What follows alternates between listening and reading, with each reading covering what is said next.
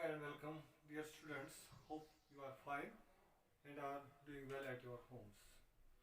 To continue our lecture series, today we will study about one more resource, that is water resource.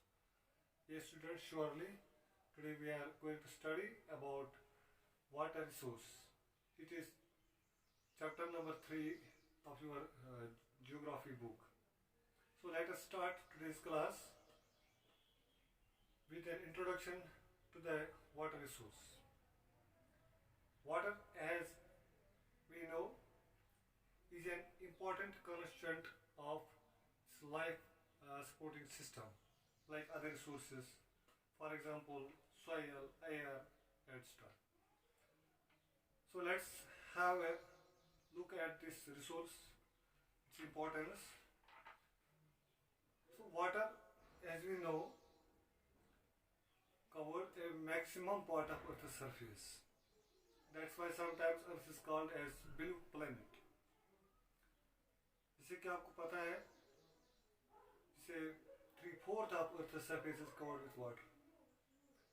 तकरीबन 3/4 जो हिस्से पर water है अर्थ की सरफेस पर, उसमें हम देखते हैं 71% जो है वाटर दैट्स ओशंस में. 71% ऑफ अर्थ सरफेस जो है इट्स कवर्ड ओशंस.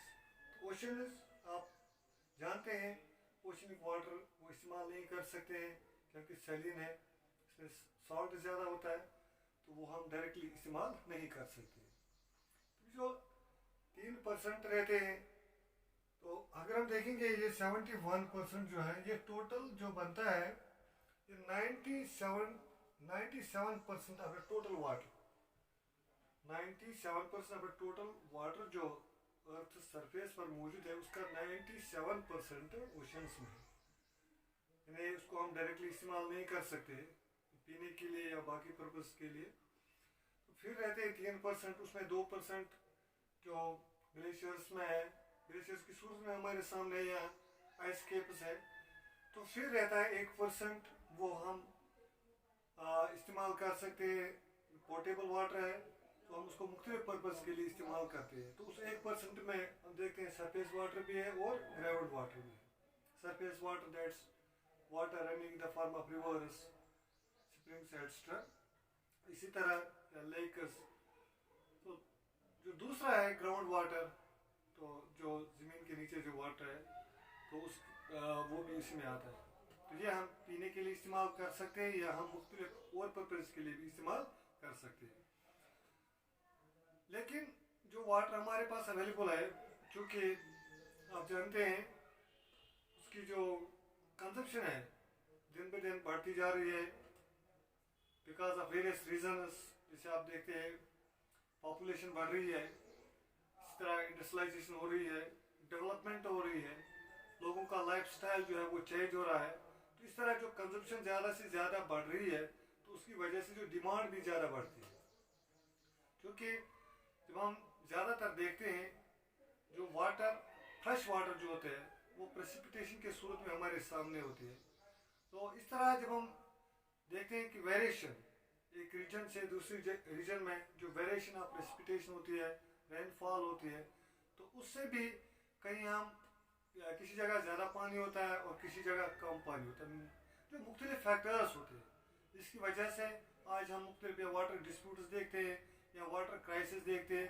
तो उनकी वजह ही है कि किसी जगह पर ज़्यादा पानी अवेलेबल होता है, किसी जगह पर कम पानी अवेलेबल होता है, या किसी जगह अगर पानी ज़्यादा अवेलेबल होता है लेकिन वहाँ पॉपुलेशन ज़्यादा है, तो कंजप्शन लेवल ज़्यादा बढ़ती है. तो लेकिन जब हम देखते हैं ओवरऑल, जैसे हम देख रूरल एरियाज़ में consumption as compared to urban areas में कम होती है. लेकिन जो सेक्टर वाइज अगर आप देखेंगे, इंडिया की बात करेंगे, मैं आगे चलकर आपको बताऊंगा कि किस तरह की कंजप्शन हो रही है. दिन ब दिन जो वाटर की जो डिमांड है वो बढ़ रही है, लेकिन जो रिसोर्स है वो हमारे पास लिमिटेड है. और हालांकि जो वाटर है ये रिन्यूएबल रिसोर्स है, उसको हम रिन्यू कर सकते हैं by mechanical, physical, chemical processes. उसको हम फिर दोबारा इस्तेमाल में ला सकते हैं. और लेकिन फिर भी बहुत सारी जगहों पर हम देखते हैं स्कार्सिटी ऑफ वाटर हम देखते हैं, यानी वाटर की कमी महसूस करते हैं. और बहुत सारी जगहों पर हमें जैसे हम देखते हैं औरतें वो पानी जो मटकों में लाते हैं और उसका इस्तेमाल करते हैं, स्टोर करते हैं। तो वाटर क्राइसिस होती है इवन देन कि अगर हम देखें कि इतना वाटर है हमारे पास, यानी 71% जो है वाटर है, या 3/4 ऑफ द सरफेस अगर इज कवर्ड विथ वाटर, तो फिर क्यों वाटर क्राइसिस होती है? तो वेरियस रीजनस उसमें है, वेरियस काजेस इन्वॉल्व है, तो हम आगे चलकर ये भी पढ़ेंगे। लेकिन पहले हम इंडिया पर एक नज़र डालेंगे कि इंडिया में वाटर रिसोर्सेज की क्या पोजीशन है, तो किस तरह की कंजप्शन है, कैसे किस किस सेक्टर में हम उसको कंज्यूम करते हैं, और आगे चलकर एक क्या पोजीशन है, या वाटर क्राइसिस कितनी है या नहीं है, या आगे चलकर हम पढ़ेंगे। तो देखिए, एक बात मैं आपको बताऊं, जो इंडिया है 2.45% ऑफ वर्ल्ड लैंड एरिया है इंडिया के पास। इंडिया के वजह में 3.28 मिलियन जो स्क्वायर किलोमीटर है इंडिया का एरिया, वो 2.45% है वर्ल्ड लैंड एरिया का। इस तरह अगर हम देखेंगे 4% जो है वर्ल्ड वाटर रिसोर्स जो है, उसमें इंडिया का शेयर 4% है। और जैसे 4% वाटर रिसोर्सेज है, इसी तरह 17% जो वर्ल्ड पॉपुलेशन का शेयर है, 17% ऑफ ग्लोबल पॉपुलेशन इंडिया में है। तो सेकंड मोस्ट पॉपुलस कंट्री है वर्ल्ड में। तो जैसे WRIS की रिपोर्ट है, WRIS जैसे water resource information system of India, water resource information system of India, एक बार मैं फिर आपको बताऊं, water resource information system of India जो है, उन्होंने 2011 में एक रिपोर्ट दी है, एक सर्वे दिया है। तो उसमें वो कहते हैं जो total water available from precipitation in the country in the year is about 4000 cubic kilometre. और ये जो एस्टिमेटेड दिस 4000 क्यूबिक किलोमीटर है, तो उसमें 1869 क्यूबिक किलोमीटर जो है वो एवरेज पोटेंशियल फ्लो है। एवरेज पोटेंशियल फ्लो जो रिवर्स में है, तो जो हम इस्तेमाल कर सकते हैं, which is available water resources as water available water resource. तो 1869 जो हमारे पास है ये फिगर, तो ये अवेलेबल वाटर रिसोर्स है जो पोटेंशियल फ्लो है। उसमें से out of this total available water resources only 1123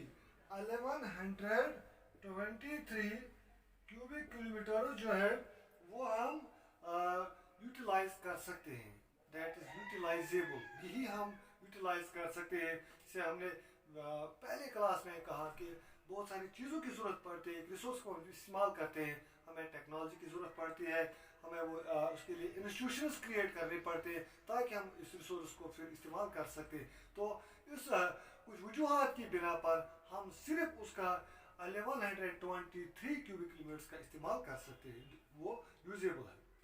उसमें से 690 क्यूबिक किलोमीटर, 690 690 क्यूबिक किलोमीटर जो है वो हमारे पास सरफेस वाटर है, और 433 क्यूबिक किलोमीटर जो है वो ग्राउंड वाटर रिसोर्स है। तो वाटर डिमांड की बात करते हैं, ये हमारे पास जो टोटल जो हम यूटिलाइजेबल वाटर है हमारे पास, तो उसमें जो डिमांड है, जब हम पॉपुलेशन को कंसिडर करेंगे, हमारे एग्रीकल्चरल सिस्टम को कंसिडर करेंगे, या इंडस्ट्रियल है, क्योंकि ये सेक्टर्स हैं जो ज़्यादा कंज्यूम करते हैं। पॉपुलेशन जो है, लोग ज़्यादा इस्तेमाल करते हैं, या इरिगेशन जो है, इरिगेशन के लिए हमें पानी की ज़रूरत पड़ती है, और इस तरह जो इंडस्ट्रीज़ है उनको भी हमें पानी की ज़रूरत पड़ती है। तो जो डिमांड जो 2000 में, अगर हम ईयर 2000 की बात करेंगे, जो डिमांड थी that was 634 kilometre and is like to increase to 1093 cubic kilometres by the year 2025।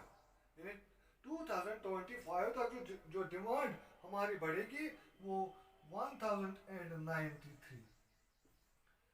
अब आप अंदाजा कीजिए, विच टेक्निकली मीन्स कि हम 97% यानी इसका जो हमारे पास यूटिलाइजेबल वाटर है, उसमें जो 1123 जो है यूटिलाइजेबल वाटर, उसमें जो हम 10 एक 1093 जो क्यूबिक किलोमीटर का इस्तेमाल करेंगे, तो इसका टेक्निकली मतलब है कि हम 97% अपने वाटर रिसोर्स का इस्तेमाल करेंगे।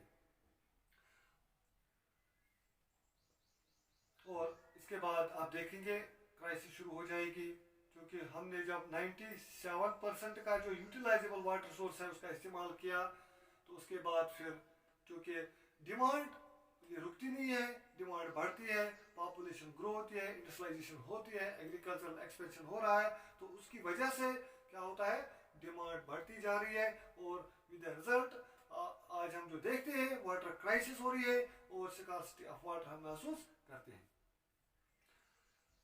एक और रिपोर्ट जो हम देखते हैं, food and agricultural organisation, food and agricultural organisation की रिपोर्ट के मुताबिक जो एग्रीकल्चर है ये मेजर कंज्यूमर ऑफ वाटर है, major user of water Hindustan में। FAO के मुताबिक फूड एंड एग्रीकल्चरल ऑर्गेनाइजेशन की जो रिपोर्ट है, एक स्पेशलाइज्ड एजेंसी है, तो उसके मुताबिक जो हिंदुस्तान में सबसे ज़्यादा जो वाटर यूज़ करता है वो है एग्रीकल्चरल सेक्टर।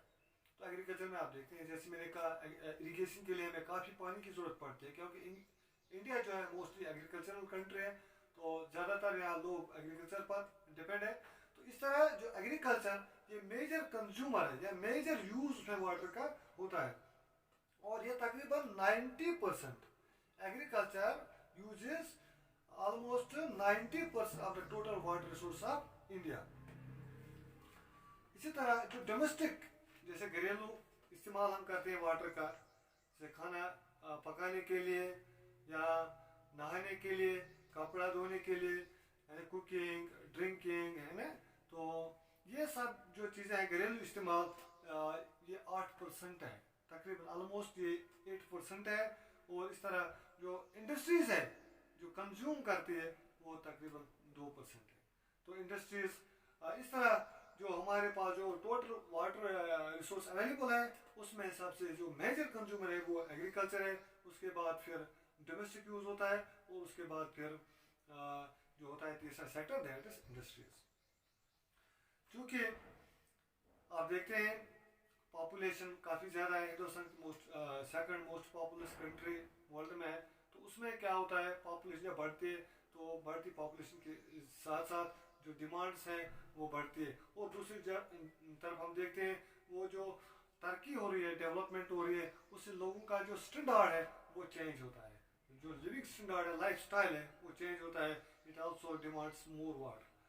सो एक जो ग्लोबल स्टडीज़ है FAO की, तो उसमें ये कहते हैं कि अगर हम एक राइस का 1 kg प्रोड्यूस करने के लिए हमें 2500 लीटर्स वाटर की ज़रूरत पड़ती है। तो ये एक एवरेज है, 2500 यानी 2500 लीटर्स की वाटर की हमें ज़रूरत पड़ती है to produce 1 kg of rice. तो इसका मतलब है कि अगर एक इंसान जो आधा kg हाफ kg जो राइस कंज्यूम करता है, तो इसका मतलब है उसने 1200 more than 1200 litres water consume किया है। तो फर्दर मोर अगर हम देखेंगे जो एक जैसे हम जो बड़ी जो मेट्रोपोलिस सिटीज है जैसे मुंबई है वगैरह, दिल्ली है, तो वहाँ जो अगर एवरेज जो एक पर्सन है वो तकरीबन 50 लीटर का जो पोर्टेबल वाटर है उसका इस्तेमाल करते हैं। तो इस तरह ओवरऑल जो हम देखते हैं तकरीबन 1500 लीटर जो वाटर है एक इंसान दिन में खर्च करता है या डेली यूज़ करता है। तो जैसे मैंने कहा रैपिड इंडस्ट्रियलाइजेशन या जो हम कहते हैं ग्रोइंग पॉपुलेशन, या इस तरह जो हम देखते हैं चेंजिंग लाइफ स्टैंडर्ड्स, तो ये सब चीज़ें क्या है contributed to emerging water crisis. उन सब चीज़ों ने मिलकर वाटर क्राइसिस शुरू किया, यानी स्कार्सिटी ऑफ वाटर पैदा हो गई है। तो उसके लिए हमें क्या करना है, we have to tackle such problems by adopting suitable measures या water conservation measures at domestic and industrial level। तो हमें डोमेस्टिक लेवल पर भी हमें कुछ मेजर्स उठाने हैं, और इस तरह यहाँ इंडस्ट्रियल लेवल पर भी हमें जो कुछ इकदाम उठाने हैं ताकि हम वाटर क्राइसिस से बच पाएंगे। एफिशिएंट एंड इनोवेबल मीन्स ऑफ इरिगेशन, जैसे हम इरिगेशन में एफिशिएंट मीन्स या नए नए जो तरीके हैं, नई नई टेक्निक्स को इस्तेमाल कर सकते हैं, या डोमेस्टिक लेवल पर भी हम वाटर की जो कंजप्शन है उसको हम कम कर सकते हैं। तो इस तरह जो वाटर पर जो प्रेशर है वो हम कम कर सकते हैं। तो ये सब चीज़ें जब हम करेंगे तो we may be able to overcome the water crisis. तो students, I think it's enough for today.